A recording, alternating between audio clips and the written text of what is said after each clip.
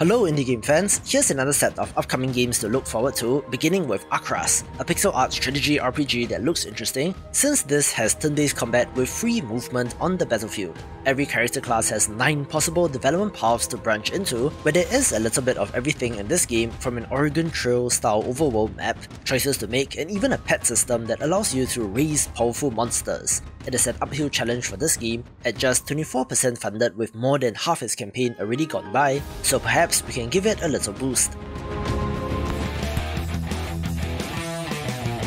I'm usually not one for sports games, but Star Strikers Galactic Soccer does look neat, one that has you playing sports with aliens, where a critical factor in my enjoyment of these are the special abilities which are present here, looking like fun with friends.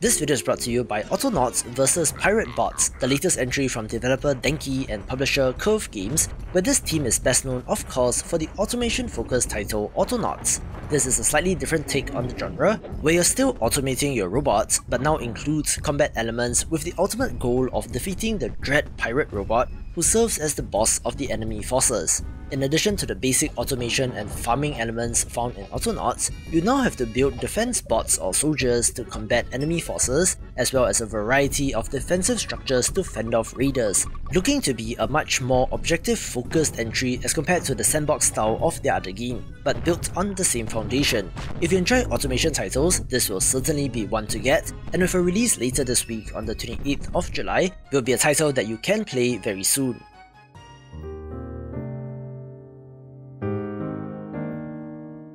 If you love old school Zelda games like me, I'm sure that Kloa, Child of the Forest will be of interest, another gorgeous pixel art entry with fast-paced combat and puzzles looking very classically designed. The pixel art doesn't pop as much as I would like, but it looks neat, with interesting boss designs, so here's wishing the team best of luck with the campaign and development.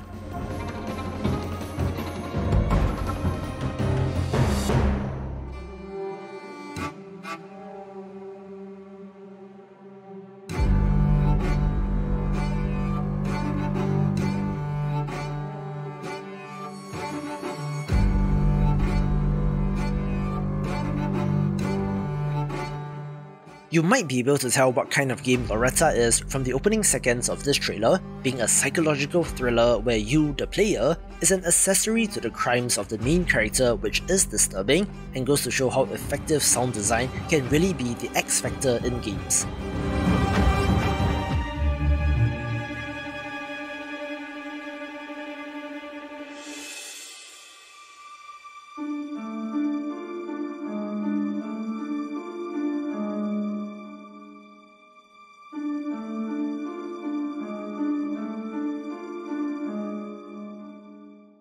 The awfully generic name of The Necromancer's Tale hides a classically designed computer RPG like the greats from the 90s, where you play as such a spellcaster, communicating with and summoning the dead to be used in turn-based, hex-based combat, along with plenty of secrecy, deception, diplomacy, and blackmail as you hide in plain sight among society, looking like an interesting prospect. I did what you wanted.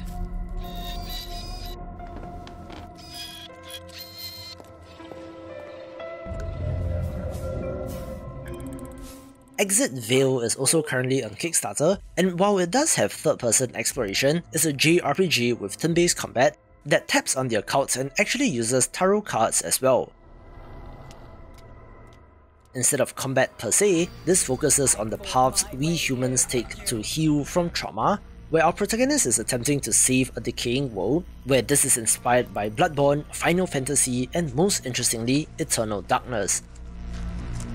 And all I find is your This is already fully funded, which I suspect is due to the higher tiers coming with a gorgeous deck of physical tarot cards, so I hope that this game turns out well for them. No.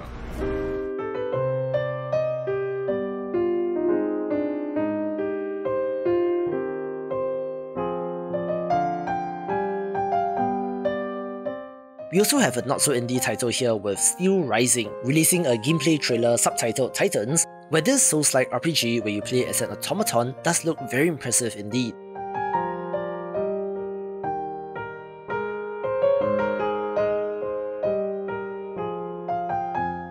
It is an alternate history take on the French Revolution, as you battle the mechanical army of King Louis XVI as he desperately clings on to power, with this showing off many of the monstrous enemies that you will encounter. Although do temper your expectations since it is being made by developer Spiders, who, let's just say, has a history of jank in their games.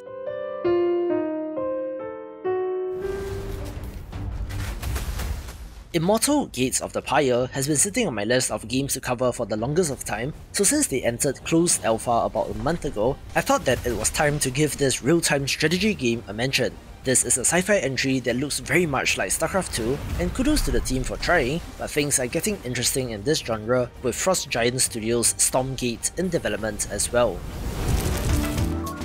If you love factory building games like me, Tectonica will be of interest, a first-person entry that looks amazing, so let's see if it makes a list like this someday.